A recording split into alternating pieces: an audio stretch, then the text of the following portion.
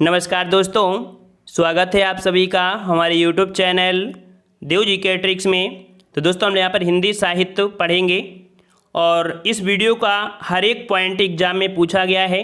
चाहे आप छोटे एग्जाम की तैयारी कर रहे हों या आप बड़े एग्जाम की तैयारी कर रहे हों, ये वीडियो देखने के बाद आपको 4 वीडियो या 10 बुक देखने की ज़रूरत नहीं पड़ेगी। ठीक है, तो चलते स्टार्ट करते हैं। वीडियो को पूरा देखिएगा, पसंद आता है तो वीडियो को लाइक भी करें और प्लेलिस्ट के माध्यम से अदर भी जो टॉपिक हैं उनको भी आप देख सकते हैं। तो चलते स्टार्ट करते हैं। यहाँ पर दिया है हिंदी साहित्य का काल विभाजन। तो याद रखिए, हिंदी साहित्य के काल विभाजन को 4 भागों में बांटा गया है। आदिकाल जिसे वीरगाथा काल कहते हैं, पूर्व मध्यकाल जिसे भक्ति काल कहते हैं, उत्तर मध्यकाल जिसे रीतकाल कहते हैं, आधुनिक काल जिसे गद्य काल के नाम से भी जाना जाता है। ठीक है, तो ये भी पॉइंट आपको याद रखना कि आधुनिक काल को किस नाम से, तो गद्य काल के नाम से जाना जाता है। अगला यहाँ पर इसकी समय सीमा पूछ लिया जाता है। तो इसकी समय सीमा को 4 खंडों में विभाजित किया गया है, जो कि देख सकते हैं कि आदिकाल अर्थात वीरगाथा काल की जो समय सीमा है वो आपके 1050 ईस्वी से आपके 1375 ईस्वी तक आपकी है। पूर्व मध्यकाल जिसे भक्ति काल कहते हैं, इसकी समय सीमा 1375 से लेके 1700 ईस्वी तक आपकी है। और उत्तर मध्यकाल जिसे रीतकाल कहते हैं, जिसकी समय सीमा 1700 ईस्वी से लेके 1900 ईस्वी तक आपकी है। और आधुनिक काल जिसे हम लोग गद्यकाल कहते हैं, इसकी समय सीमा आपकी कितनी है, तो आपकी 1900 ईस्वी से लेके अब तक आपकी है। ठीक है ना। अब हम लोग यहाँ पर कह सकते हैं कि एक एक काल को पढ़ेंगे। इससे जुड़े हुए जो आपके प्रश्न बन सकते हैं, जो रचनाएं हैं, कवि हैं, सभी हम लोग यहाँ पर पढ़ेंगे। तो आदिकाल जो कि वीरगाथा काल है, तो याद रखिए आदिकाल को वीरगाथा काल, सिद्ध सामंत काल, चारण काल, प्रारंभिक काल, आरंभिक काल, बीजप्पन काल आदि नामों से भी जाना जाता है। ये सभी प्रश्न आपके पूछे गए हैं। अगला प्रश्न आपसे पूछा जाता है कि आचार्य रामचंद्र शुक्ल के अनुसार वीरगाथा काल की समय सीमा कितनी है। तो ये समय सीमा आपकी कितनी है, तो 1000 ईस्वी से 1350 ईस्वी मानी जाती है। अगला पॉइंट आपका दिया है आदिकाल की प्रवृत्तियाँ, मतलब कह सकते हैं कि इसमें क्या क्या बातें हुई हैं। तो यहाँ पर आपके आश्रयदाताओं की प्रशंसा, युद्धों के सुंदर और आपके सजीव वर्णन या कह सकते हैं चित्रण, वीरगाथा काल के वीर रस के साथ साथ श्रृंगार रस का वर्णन, ऐतिहासिकता के संदर्भ में कल्पना की प्रचुरता, अप्रमाणिक रचनाएं, सामूहिक राष्ट्रीयता का अभाव और डिंगल पिंगल भाषा का प्रयोग। तो आपसे पूछेगा कि डिंगल पिंगल भाषा का प्रयोग जो मिलता है वो आपके कौन से काल में, तो आपके आदिकाल में मिलता है। ठीक है, अब यहाँ पर आपका दिया है आदिकाल का जो नामकरण है, या आपको पूरे यूट्यूब में जब सर्च करेंगे, गूगल में भी सर्च करेंगे, तो एक साथ आपको देखने को नहीं मिलेंगे। इसे नोट कर लीजिएगा कि आचार्य हजारी प्रसाद द्विवेदी ने आदिकाल को किस नाम से कहा है, तो आपका यहाँ पर कह सकते हैं आदिकाल ही है आपका है। आचार्य रामचंद्र शुक्ल ने वीरगाथा काल कहा है। ठीक है ना, आदिकाल को आचार्य रामचंद्र शुक्ल ने क्या बोला है, वीरगाथा काल। विश्वनाथ प्रसाद मिश्र ने क्या कहा है, तो आपके वीर काल कहा है।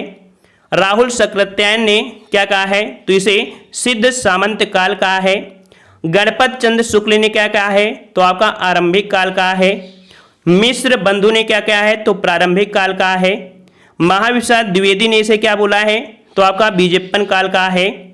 और डॉक्टर राजकुमार वर्मा एवं जॉर्ज ए गियर्सन ने इसे चारण काल कहा है। ठीक है, तो ये सभी पॉइंट आपके एग्जाम में पूछे गए हैं। ठीक है, और इसे नोट कर लीजिएगा। उम्मीद है कि आपको ये नोट्स जो आप बनाएंगे सबसे बेहतर आपकी सिद्ध हो जाएगी, और कभी भी उठाकर देखेंगे एग्जाम में वहीं पर आपको देखने को मिल जाएगा। मतलब एक बार पढ़ लेंगे तो आपको बार बार पढ़ने की समस्या खत्म हो जाएगी।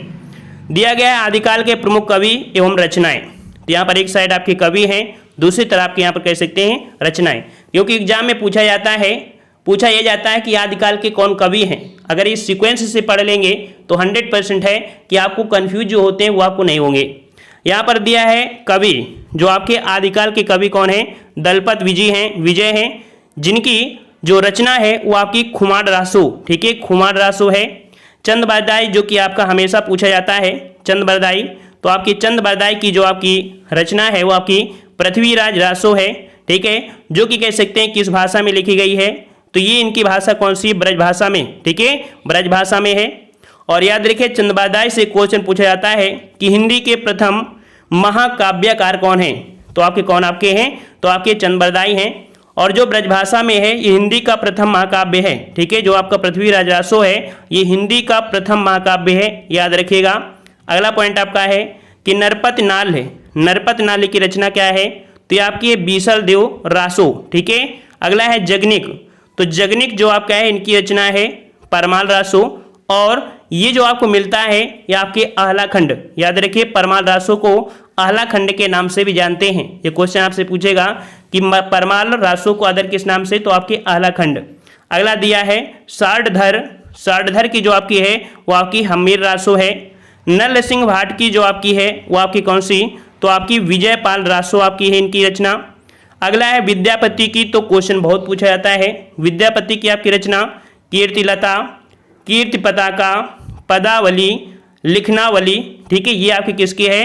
तो आपकी विद्यापति की है। और अगला है कि सरहपा, सरहपा जो दे सकते हैं इनकी आपकी कौन है? तो दोहा कोश है। ठीक है, सरहपा की कौन सी है? दोहा कोश है। और अगला दिया है स्वयंभू, स्वयंभू जो देख सकते हैं हमेशा क्वेश्चन पूछा जाता है। इसके जो ऑब्जेक्टिव टेस्ट पेपर कराएंगे तो आप देख सकते हैं। ठीक है, जैसे वीडियो आपका दूसरे दिन आता है तो इसका कह सकते हैं ऑब्जेक्टिव मिल जाता है, तो उसे आप लगा सकते हैं। यहाँ पर दिया है स्वयंभू, और स्वयंभू की आपकी जो रचना है वो आपकी कौन सी है? तो पौमचरित है। और आपकी एक कौन आपकी है? तो रिट रेम चरिव। ठीक है, ये आपकी है जिसे हम लोग अरिष्ट नेम चरित के नाम से जानते हैं। अगला है केदार भट्ट या भट्ट केदार, केदार भट्ट या भट्ट केदार, जिनकी रचना का नाम क्या है? तो जयचंद प्रकाश है। ठीक है, जयचंद प्रकाश है। और नेक्स्ट आपके यहाँ पर है अब्दुल रहमान, अब्दुल रहमान की जो आपकी रचना है वो आपकी संदेश रासक है, संदेश रासक। नेक्स्ट आपका है विजय सूरी, विजय सूरी की जो आपकी रचना है वो आपकी कौन सी? तो आपकी रेवंतगिरी रास है, रेवंतगिरी रास है। और अगला है कि जिन धर्मसूरी, जिन धर्मसूरी की जो आपकी रचना है वो आपकी कौन सी है? तो आपकी स्थूलभद्र है, स्थूलभद्र। नेक्स्ट आपका है अब्दुल रहमान, तो अब्दुल रहमान की एक और है संदेश रासक। ठीक है, संदेश रासक जो आपको ऊपर है वही चीज़ आपका ये भी है। और देखो एक बार में नहीं रटती हैं, लेकिन इन्हें अगर थोड़ा सा कह सकते हैं कि 2-3 बार रिवीजन कर लिया जाए, ठीक है ना, थोड़ा सा केवल 10 मिनट का समय दे दिया जाए डेली, तो हिंदी में साहित्य क्या पूरा रट जाएगा। ठीक है ना, अगर आपने पूरा कंप्लीट कर दिया है, कंप्लीट करने के बाद अगर डेली आप 15 मिनट कॉपी उठा के देखेंगे तो भाई साहब आप वही देखेंगे जो आपको नहीं आ रहा है। ऐसा नहीं है कि आप वर्ड माला पढ़ने लगे, ये पढ़ने लगे, आप वही पढ़ेंगे। जब डेली उठाएंगे तो वही पढ़ेंगे जो आपको नहीं आता है। ठीक है ना, तो आप लोग डेली यहाँ पर कह सकते हैं नोट्स बनाओ और डेली 10 मिनट का समय दीजिए, और इसके बाद आप अपने अपने परिवर्तन को देखिए कि कितना बड़ा परिवर्तन आपको हो रहा है।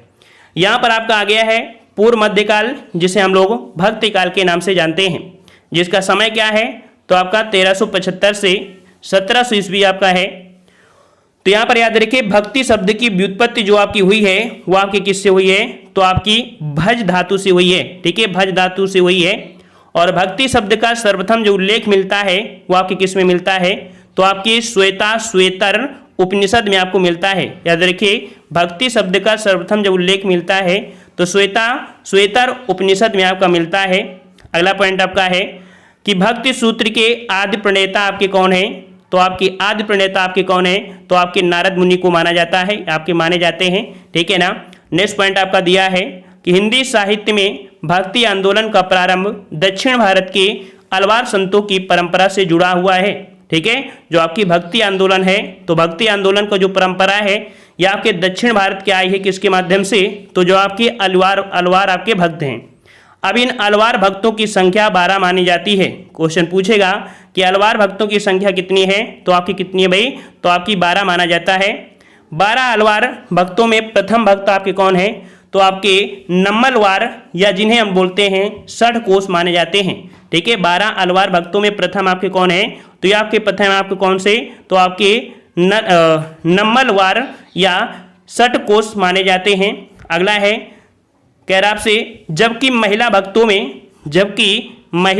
में अंडाल का प्रमुख नाम जो आपका है प्रमुख है। ठीक है, महिला भक्तों में अंडाल का नाम जो है वो आपका प्रमुख है, जिन्हें दक्षिण भारत का मीरा कहा जाता है। तो याद रखिए अंडाल को दक्षिण भारत की मीरा के नाम से जाना जाता है। क्वेश्चन को नोट कर लीजिएगा।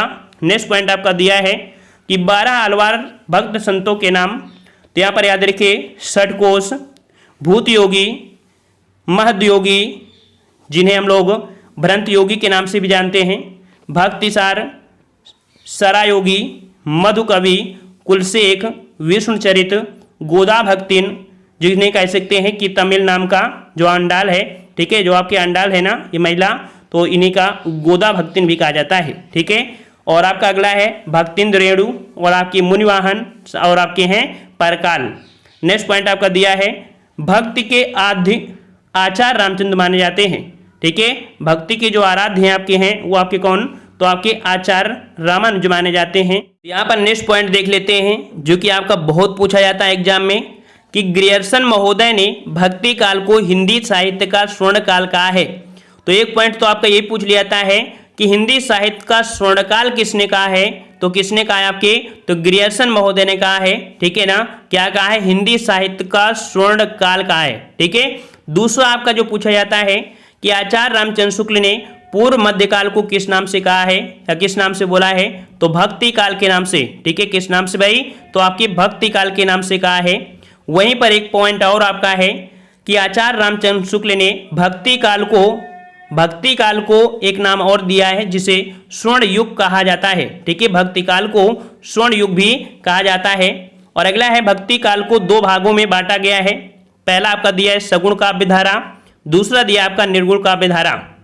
अब यहाँ पर आपका जो आ चुका है भक्ति काल आ चुका है और हम लोग यहाँ पर जो पढ़ेंगे एक एक काल को पढ़ेंगे जिससे आपको बोर ना हो। इसका नेक्स्ट पार्ट आपको मिल जाएगा।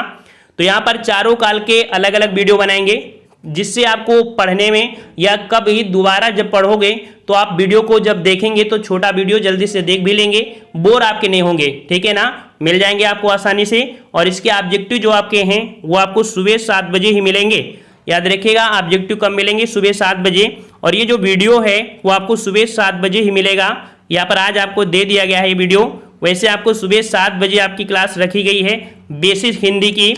और बेसिक हिंदी की जो चैप्टर कंप्लीट होगा उसके जितने भी प्रश्न आपके बन सकते हैं दूसरे दिन उसके आपके ऑब्जेक्टिव प्रश्न आपके दे दिए जाएंगे। इससे बेहतर हिंदी और सीखने का कोई चारा भी तो नहीं हो सकता है कि बेसिक पढ़ो, ऑब्जेक्टिव क्वेश्चन भी लगाओ, पूछे हुए प्रश्नों को भी लगाइए। और रात 8:30 बजे याद रखिए, रात 8:30 बजे हिंदी का फुल टेस्ट कराया जाता है।